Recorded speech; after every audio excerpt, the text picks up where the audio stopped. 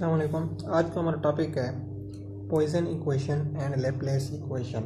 Laplace equation के हमने आज कुछ सोल्यूशन भी साथ देखने हैं, जिसमें हमारे पास Laplace equation for cylindrical form, Laplace equation for two dimensions and Laplace equations for rectangular coordinates. इनके हमने साथ सोल्यूशन भी देखने हैं। सबसे पहले देखते हैं Poisson equation. What is Poisson equation? वो कहता है Poisson equation relates the electric potential to the charge density. कि हमारे पास जो पॉइसन इक्वेशन है ये रिलेट करती है electric potential to charge density. Equation इसकी हमारे पास बनेगी rho square V is equal to del square V is equal to minus rho V over epsilon, where V is the electric potential, rho V is equal to volume charge density represent and epsilon is the dielectric constant. The electric potential of a conductor is proportional to the charge it contains. Means that कि हमारे पास किसी conductor में जितना charge होगा वो उसके potential के proportional होगा। जितने चार्ज की वैल्यू हमारे पास ज़्यादा होगी, ग्रेटर होगी, उतना ही उसका पोटेंशियल ग्रेटर होगा। प्रूफ में the relation between electric potential and field intensity is given as relation between electric potential equation represent as E is equal to minus delta V. Shows as equation number 1. According to Gauss's law, delta D is equal to rho V, where D shows the divergence. The divergence of electric flux density is equal to the volume charge density. जो divergence होगी हमारे पास वो volume charge density के equal होगी। Delta D is equal to rho V, where D divergence is equal to epsilon E by putting the values of D in that equation. So delta into D is equal to epsilon E is equal to rho V. Hence, by arranging the equations, epsilon into delta E is equal to rho V. Hence, delta E is equal to rho V over epsilon. That's equation number 3. Now, by putting values, substitute equation number 1 E is equal to minus delta V in equation number 3. Our result is delta E is equal to rho V over epsilon, where E is equal to minus delta V. Putting values, delta into minus delta V is equal to rho V. Hence, our final equation will becomes delta into delta, delta square V is equal to minus rho V over epsilon, and this is called the Poisson equation. Next one is Laplace equation. In Laplace equation, if an enclosed surface does not have any volume charge rho v, then Poisson equation will becomes. Mean अगर हमारे पास जो Poisson equation हमने अभी prove किया है delta square v is equal to rho V और epsilon, अगर इसमें हम रो v की वैल्यू 0 पुट करें तब हमारे पास जो Laplace इक्वेशन होगी वो क्या बनेगी? Poisson इक्वेशन कन्वर्ट होगी Laplace इक्वेशन में, which is delta square v is equal to 0. This is called the Laplace equation, where delta square is the Laplacian operator. Harmonic functions are the important in partial differential equation theory, physics and engineering field. What are the applications of Laplace equation? It is used in boundary volume problems. Laplace equation are also used in boundary value problems, जिनको हम आगे next articles में use करेंगे. In such cases, charge distribution is involved on surface of the conductor for which volume charge density is 0. For example, the obtained potential and the capacitance is between two surfaces. Next हमारे पास है Laplace equation for cylindrical form.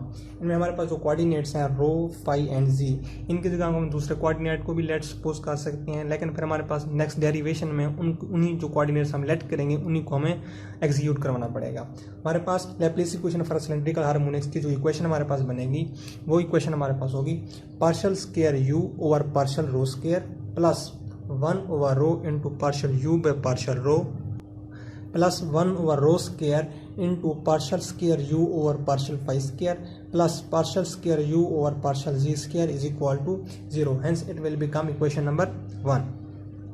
Now, let's suppose u is equal to r into phi, r into rho, h into phi and z into z be a solution of equation 1. Substituting it in equation 1 and dividing by r h z we get. यहाँ पर हमारे पास जो हमने coordinate late किए थे रो, phi and जी, अब उनके हमारे पास जो फंक्शंस होंगे आर रिफर्स करेगा कोऑर्डिनेट रो को, एच फंक्शन रिफर्स करेगा कोऑर्डिनेट फाई को एंड जी फंक्शन रिफर करेगा कोऑर्डिनेट जी को। इनके हमने इक्वेशन का डेरिवेटिव लेना है, डबल डेरिवेटिव, और जो डेरिवेटिव का हमारे पास सोल्यूशन आएगा उसको हमने इनके फैक्टर यानी कि जो हमने फंक्शंस लिए हैं आर एच जी से ईच टर्म एंड कंडीशन को हमने डिवाइड कर देना है। अगर हम फर्स्ट इक्वेशन को देखें, फर्स्ट इक्वेशन को हमने डेरिवेटिव लेना है with respect to rho square.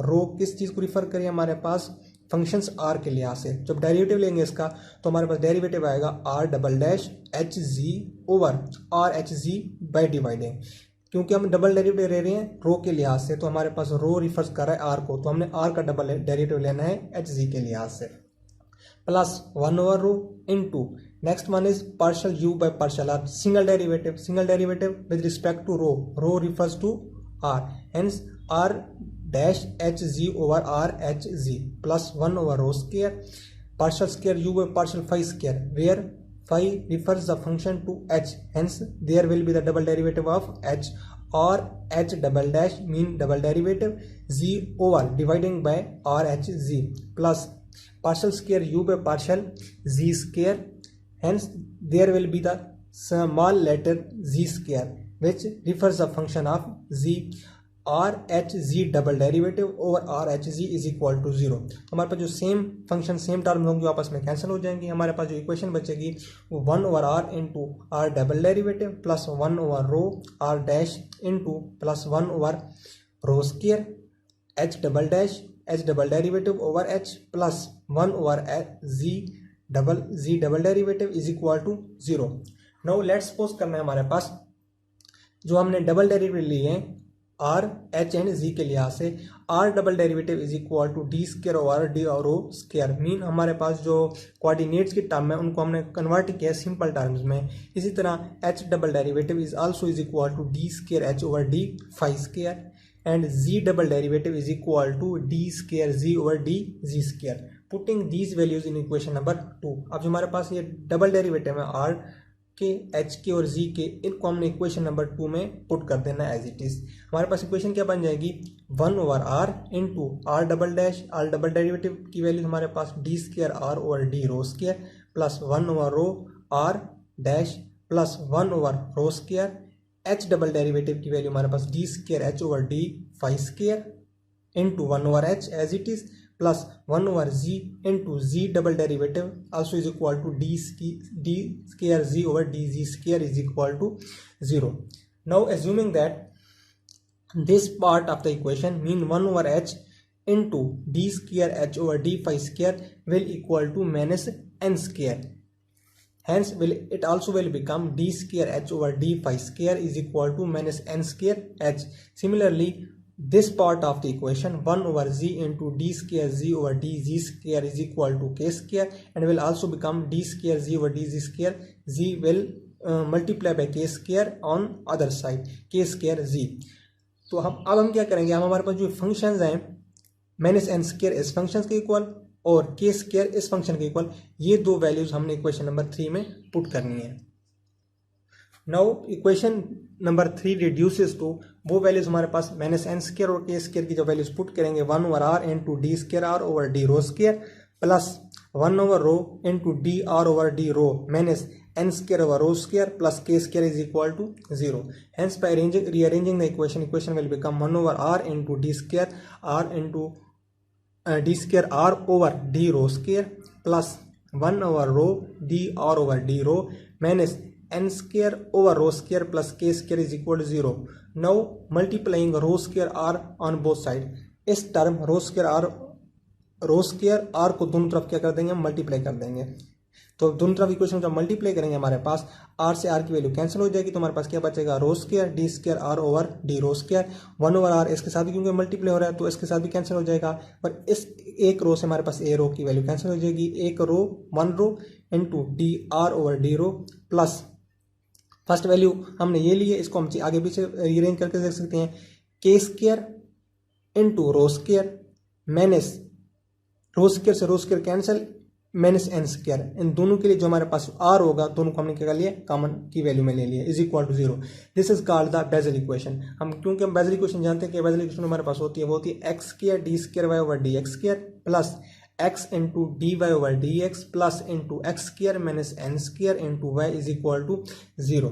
अब इस इक्वेशन को हम कंपेयर करें हमारे अपनी सिलेंड्रिकल फॉर्म इक्वेशन से, इसमें rho square compare with X square, D square R over D rho square comparing with D square Y over D X square plus rho into X D R over D rho mean D Y over D X plus into K square rho square comparing with x square minus n square into r comparing with y is equal to 0. Hence both equations are equal. Hence our final result will equal to r h and z. अब इनके हमारे पास equation के further proofs हैं जो जिनको हम next article में इनके प्रूफ से स्टार्ट करेंगे। वो प्रूफ्स हमारे पास इनके जो हमें डायरेक्टली सोल्यूशन है वो है r is equal to C one into J N into K five plus C two into Y N into K five.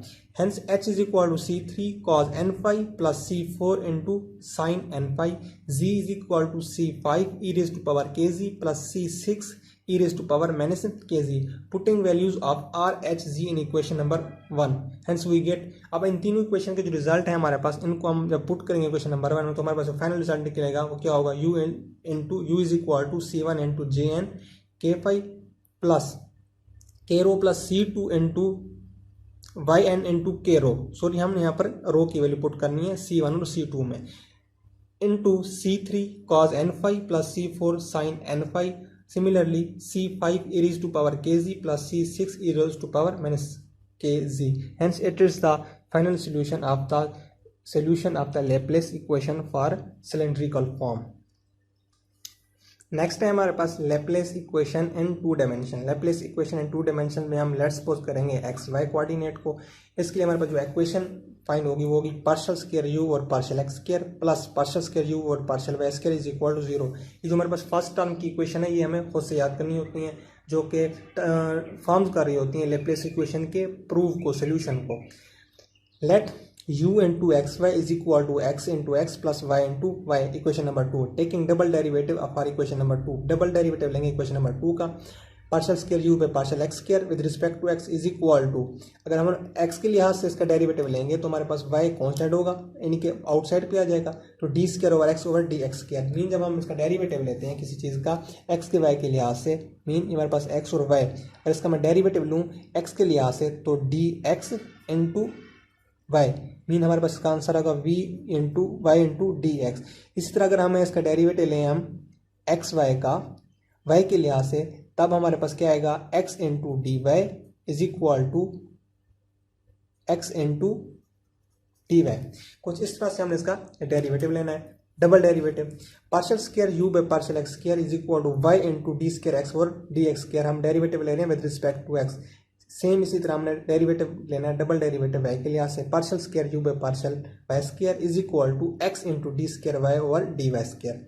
Now putting equation 3 and 4 in equation number 1, 3 and 4 putting equation number 1, the result of partial square u by partial x square is equal to that this, and partial square u by partial y square is equal to x into d square y over d y square. By putting these two values in equation number 1, hence we get this equation y into d square x over dx square plus x into d square y over dy square is equal to 0. Now अब हमारे पास जो x का factor है इसको हम equal की दूसरी side पे ले जाएंगे तो माइनस का हो जाएगा हमारे पास।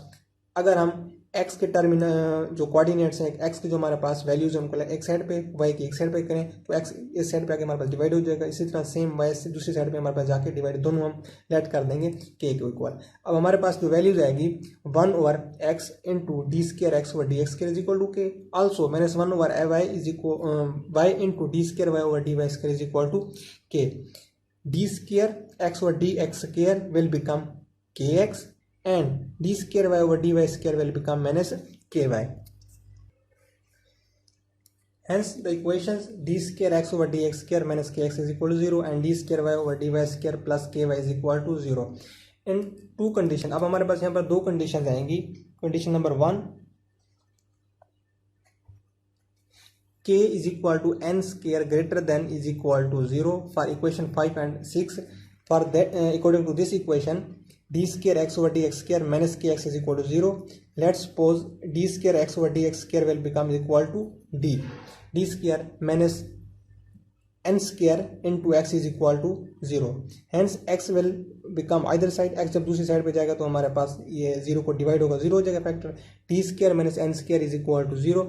d square is equal to n square. Taking square root on both side, so d will become equal to plus minus n. Hence there will be the value of x is equal to a e raised to power nx plus b e raised to power minus nx. Similarly, d square y over dy square plus ky is equal to 0. So d square plus n square is equal to 0. d square is equal to minus n square. Taking square root on both side, cancel, and minus 1 square root will become equal to iota. d is equal to plus minus iota, and hence the value of y will be equal to cos ny plus d sin ny. For second conditions, k is equal to minus n square. Here the value of d square plus n square is equal to 0, d square is equal to minus n square, d is equal to plus minus iota, and by taking square root on both sides. Hence here the value of x will become a into cos nx plus b sin nx. अब यहाँ पर जो हमारे पास values आ रही हैं जो हम late कर रहे हैं, x is equal to a e raised to power nx plus b e raised to power minus x. अब ये वाली वैल्यूज उनके हमारे पास फर्दर प्रूव्स हैं जो कि हम नेक्स्ट आने वाले आर्टिकल्स में इनके प्रूव्स करने हैं. हमारे पास ये प्रूव्स कैसे आते हैं. फिलहाल हम इस इक्वेशन में इनके जो डायरेक्ट रिजल्ट्स हैं वो हम पुट करते आ रहे हैं इसके सोल्यूशन को फाइंड करने के लिए. सेम इसी तरह D square minus N square is equal to 0, D square is equal to N square, D is equal to plus minus N. Now all these results will combine in equation number 1. Hence our results will become u into xy is equal to a cos nx plus b sin nx into c e raised to power nx plus d e raised to power minus nx. ये हमारे पास solution of Laplace equation for n 2 dimension.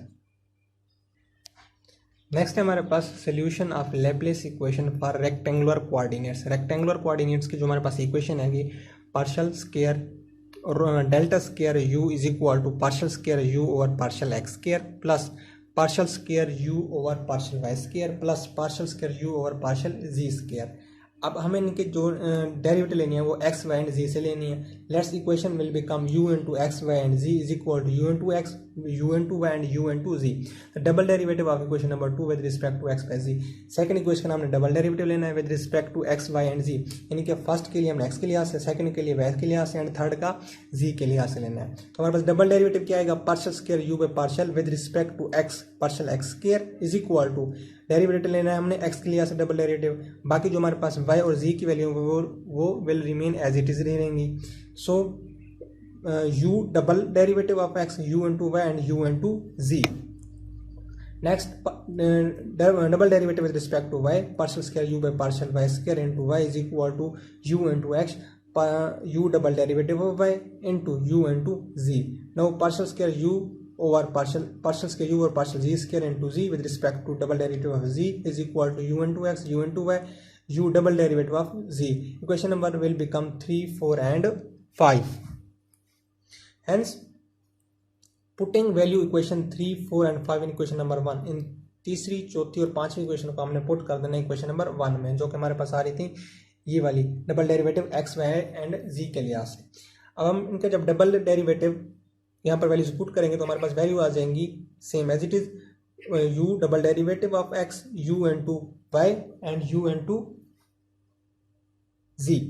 अब हमारे पास double derivative लिहाज से put करेंगे u double derivative of x into u double into Y and u into z plus u of x, u double derivative of y and u into z plus u of x, u of y and u double derivative of z.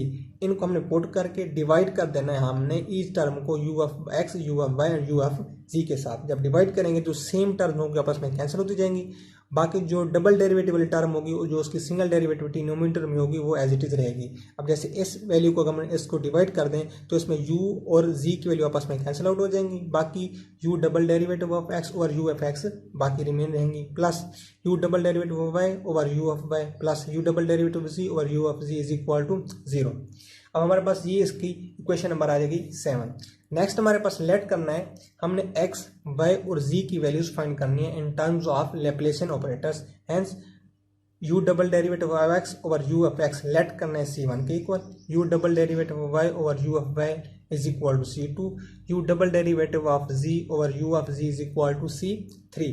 Hence First we will find C2 for the y coordinate. C2 is equal to minus k square, C3 is equal to minus m square, C1 is equal to k square plus m square. The equations of C1, C2 and C3. Hence for u of y, u double derivative of y over u of y is equal to C2 and which is also C2 is equal to minus k square. अब हमारे पास जो value बनेगी u double derivative of y is equal to minus K square u of y दूसरी side पे जाके इसके साथ हमारे पास मल्टीप्लाई हो जाएगा u double derivative of y plus ये इक्वल की एक साइड पे आएगा तो हमारे पास प्लस का हो जाएगा K square u of y into is equal to 0. अब हमारे पास यहाँ पर u double derivative of y is equal to D square plus K square into U of y is equal to 0.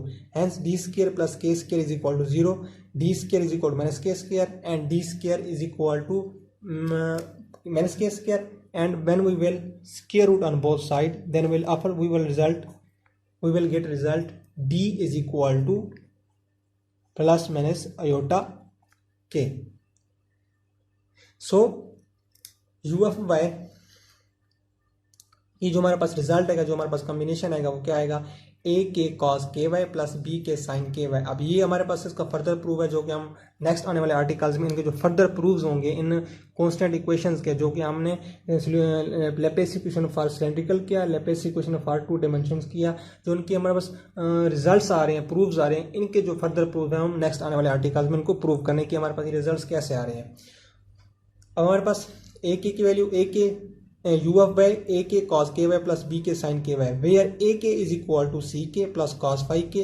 a की वैल्यू हम इस इक्वेशन में पुट करेंगे, इसी तरह b की value c k sin phi k की इक्वेशन हम इक्वेशन नंबर 8 में इसमें पुट करनी है. हमारे पास u of y c k cos phi k c cos k y plus c k sin phi k sin k y, hence c k cos into X Y minus pi K. Similarly अब हमारे पास जैसे हमने for you of Y के लिए results find किए, इस तरह similarly हम यू ऑफ जी के लिए हमारे पास कॉम्बिनेशन ऑलरेडी आ रहा है, वो है U into G is equal to C M cos into M G minus five M.